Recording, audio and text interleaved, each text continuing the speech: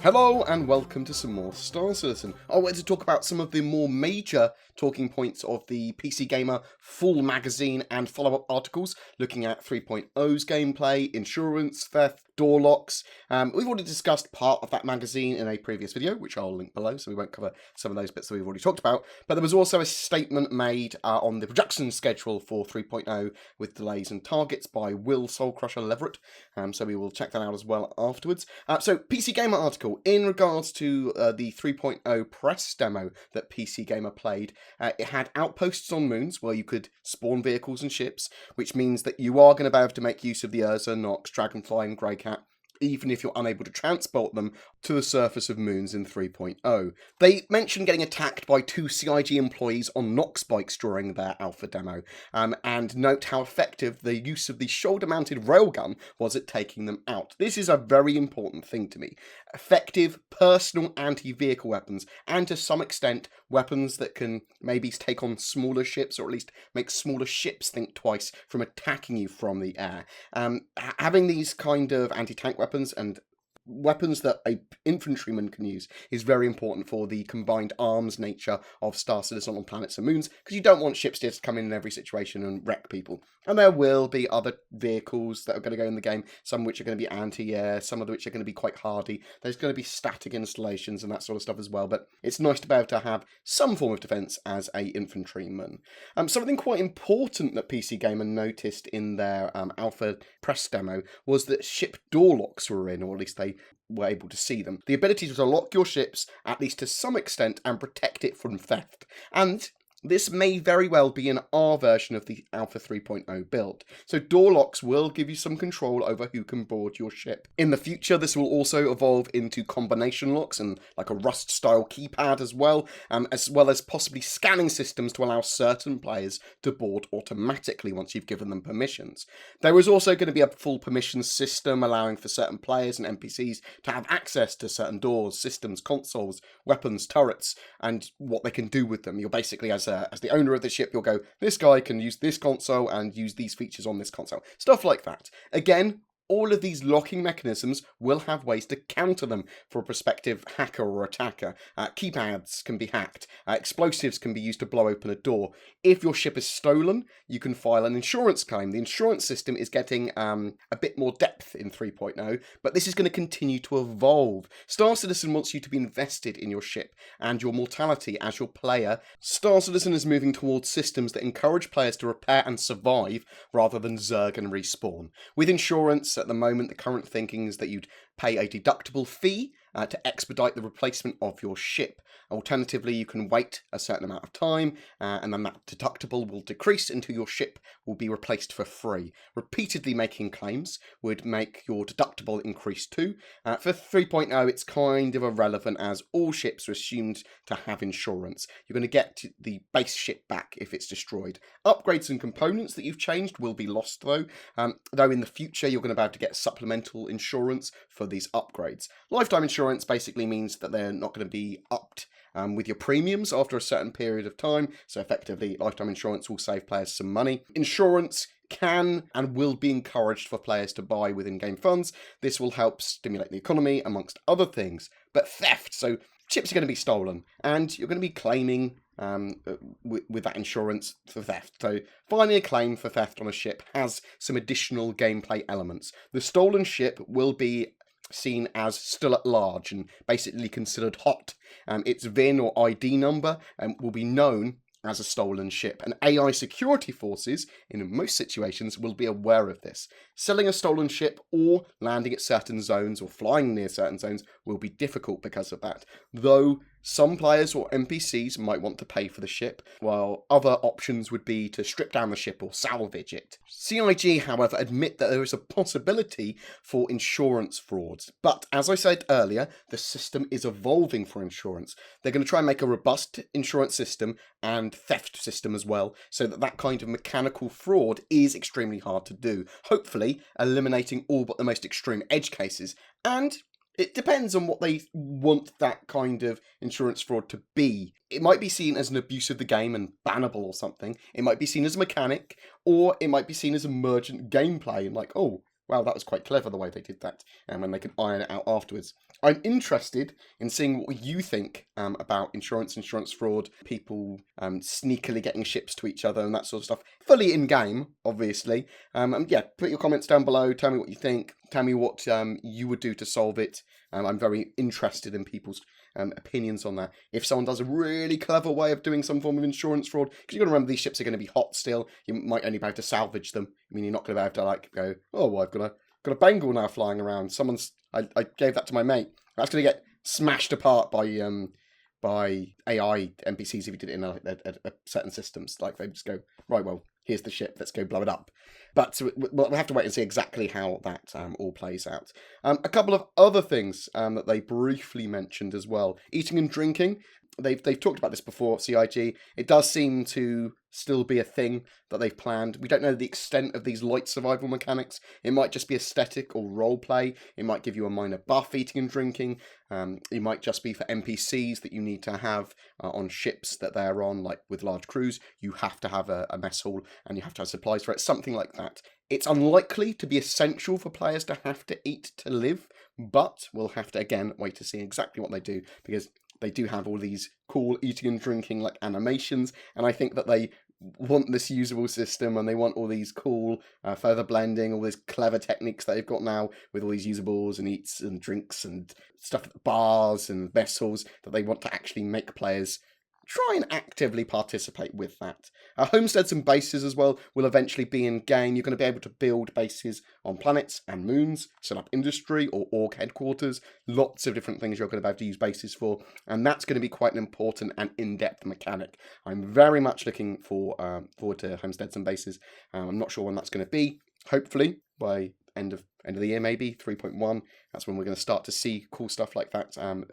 As I had my interview with Aaron, he was talking about lots of stuff to do with bases and homesteads, so we may, if we're lucky, get to see that with 3.1. Procedural assistance. They also reiterate that their procedural tech for moons and planets is really procedurally assistance or procedurally assisted.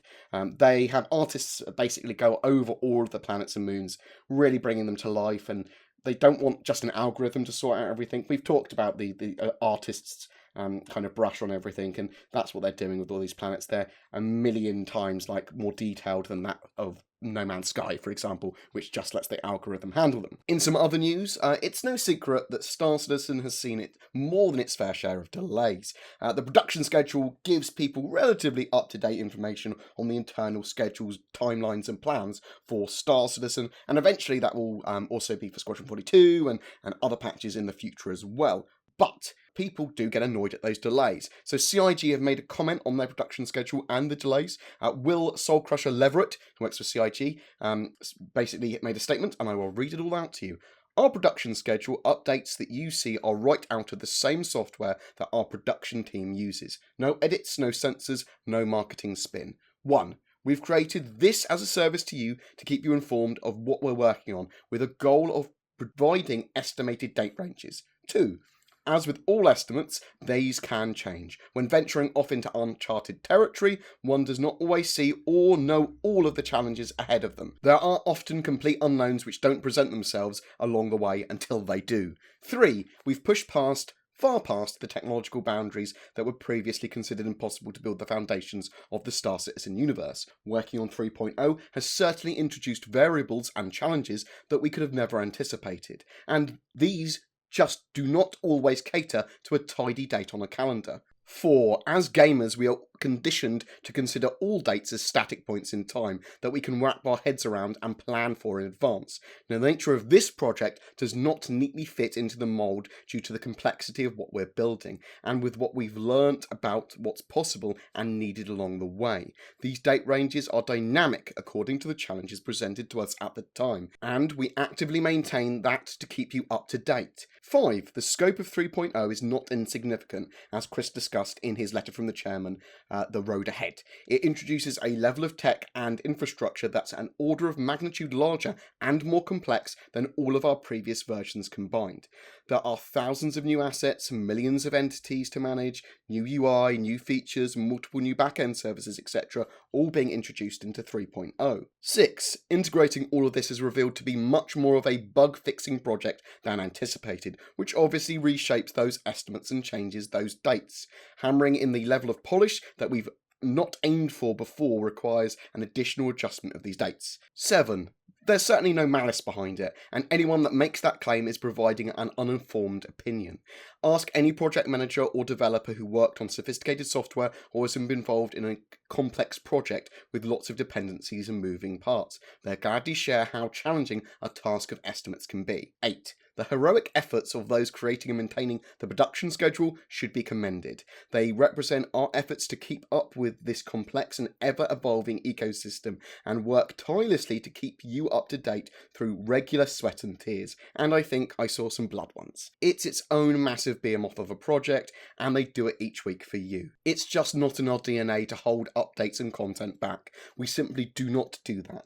When it's ready for prime time, it's out the door and ready for you to enjoy. It's also important to consider that what 3.0 meant a year ago is a shadow of what 3.0 means today. Back then, planetary tech would have offered a fraction of the freedom that it does in 3.0, and most of the numerous infrastructure updates going into it did not exist. Roughly speaking, the approach was that we'd be able to deliver 4 roughly built, predetermined, pre-scripted landing zones. The reality is that those would have been rather limited and ultimately somewhat of a variation of what Area 18 ArcCorp is today in terms of features and functionality. Today, however, 3.0 is delivering an entirely explorable solar system with back-end services to make it dynamic. It's about giving us the city and planet building tools to create for you the rest of the universe in an intelligent, scalable, efficient, and compelling manner. It's about the first step in giving you the tools to create player outposts and communities. It's about streaming tech to allow you to take off from one moon,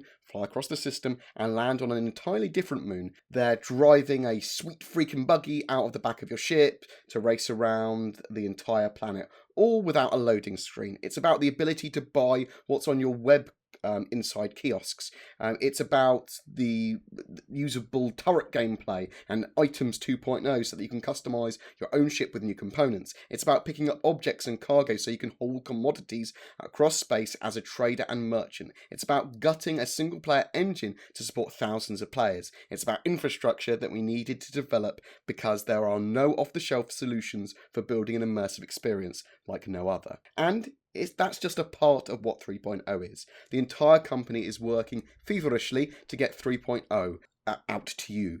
Our goal is to provide you with the most amazing gaming experience. We've learned that we can deliver something better than the original 3.0, something bigger, something pretty groundbreaking, something magnificent. That doesn't always keep to a schedule, but we think it's okay to take our time to do it right.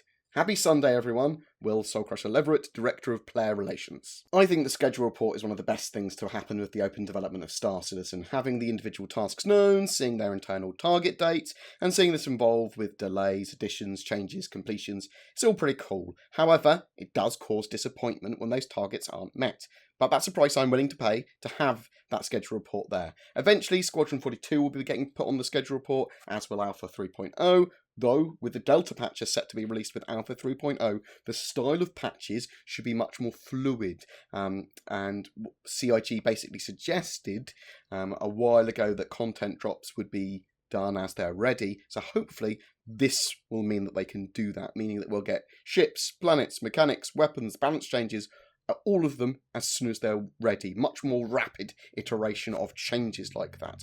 And although we'll still have occasional big patch drops, these patches are unlikely to be lots of held content held back. It's much more likely to be large mechanics like mining, salvage, being able to jump to other systems, and seeing something else larger gameplay-wise, which will change the version from a 3.0x build to a 3.1, 3.2 build, and that sort of stuff. Every month we try to give away a ship. For July, it's a Nox Q. All you need to do is be subscribed to my YouTube channel and comment on one of my Star Citizen videos during the month.